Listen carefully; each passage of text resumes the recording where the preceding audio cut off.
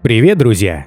Маргарита Суханкина – эстрадная и оперная певица, обладающая уникальным кристально чистым голосом меццо-сопрано. Благодаря своему врожденному таланту и настойчивости она смогла добиться невероятных высот, стать известной и обеспеченной. Возможно, ей завидуют тысячи или даже миллионы людей. Но жизнь певицы кажется сказкой лишь с экрана телевизора. Сейчас вы узнаете почему.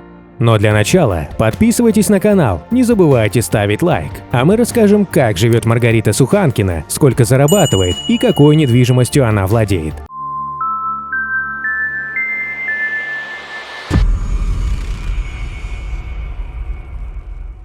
Маргарита Суханкина появилась на свет 10 апреля 1964 года в среднестатистической советской семье, которая не отличалась особым достатком.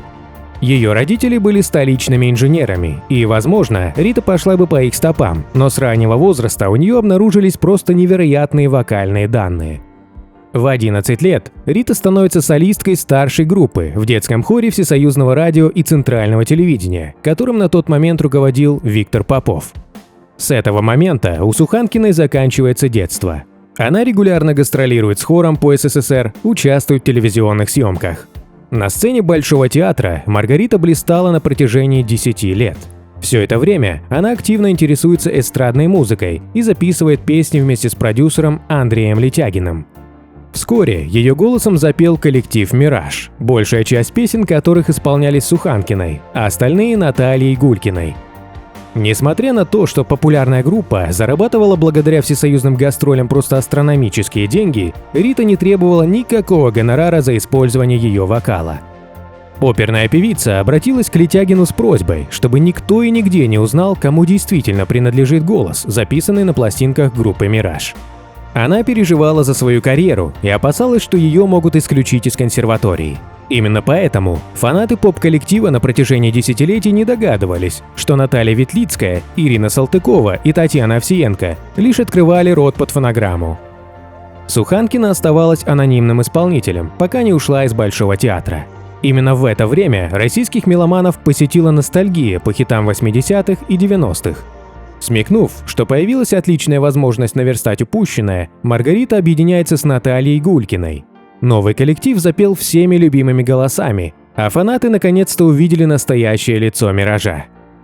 А спустя всего 2 года коллектив «Мираж» был официально реанимирован. Андрей Летягин снова стал руководителем группы и сделал все возможное, чтобы вернуть былую славу своему детищу. После окончания консерватории Маргарита отправилась на прохождение мастер-класса в Германию, где встретила своего первого мужа, которым стал известный хорватский предприниматель Антун Маруна. Рита по-настоящему влюбилась в своего избранника, поэтому сменила не только имя, но и свои религиозные взгляды, став католиком. Молодые и счастливые супруги жили на 2 страны, частенько перебираясь то в Германию, то в Швейцарию. Амбициозную Суханкину не устраивала роль домохозяйки. Она мечтала о сцене, но муж не разделял ее предпочтений и запретил заниматься любимым делом. Скорее всего, именно это стало причиной развода пары, которая прожила вместе чуть более 2 лет. Вторым супругом Суханкиной стал композитор Александр. С ним счастливой женской жизни тоже не сложилось. Он очень много пил, а когда Маргарита забеременела, потребовал сделать аборт. Во время операции она чуть не умерла. Вторая беременность тоже закончилась трагически, ребенок умер. После роддома Маргарита решила к Александру не возвращаться. Несколько лет назад распространялась информация, что Суханкина живет в гражданском браке с продюсером группы «Мираж» Андреем Летягиным. Но сейчас Андрей отрицает, что между ним и Маргаритой были личные отношения. Это единственный момент, в котором мы абсолютно солидарны. Никаких личных, тем более семейных отношений у меня с этим человеком не было и быть не могло. Вся история, которую с удовольствием много лет назад подхватила и раздула пресса, была тщательно продуманной пиар-компанией, инициатором которой был как раз Андрей. Пояснила в своем интервью Маргарита.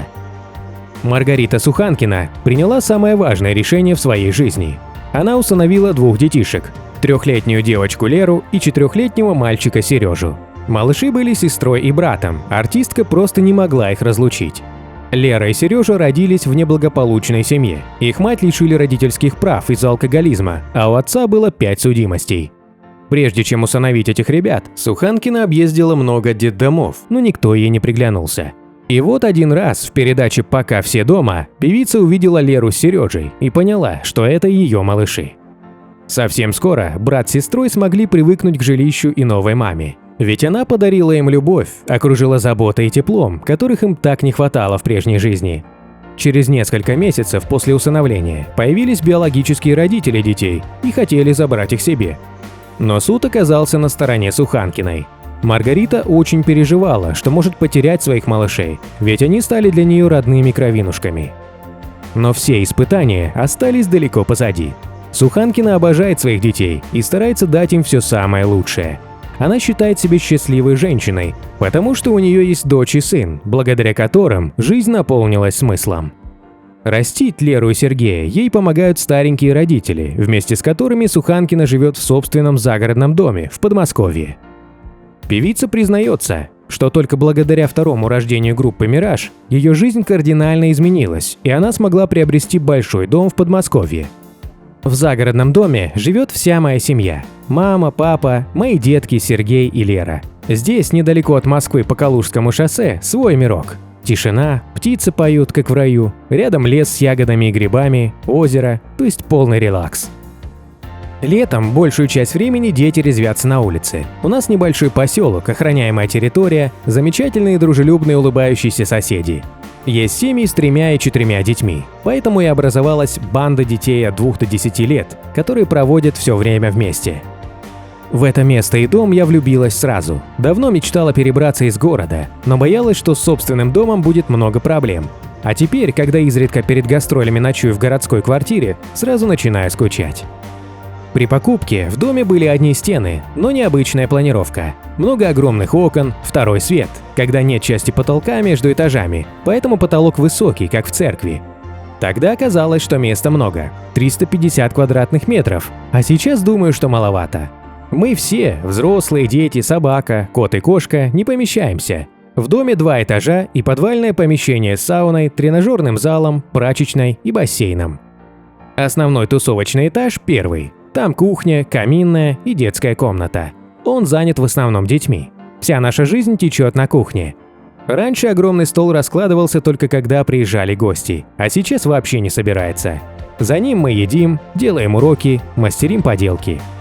На второй этаж детям ходить запрещается. Там небезопасная для них лестница и 3 комнаты – родителей и моя.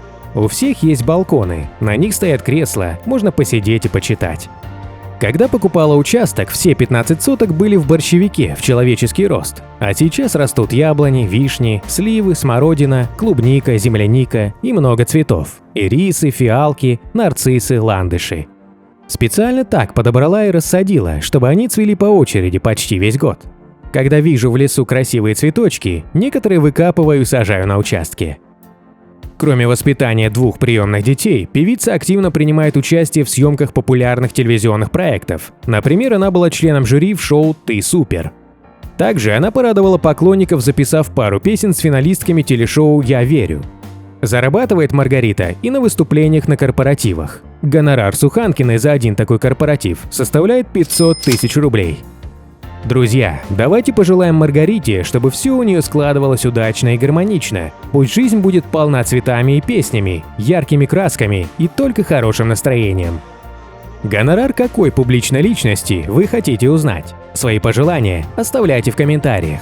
Переходите на другие ролики нашего канала, подписывайтесь, нажимайте на колокольчик. До скорых встреч, пока!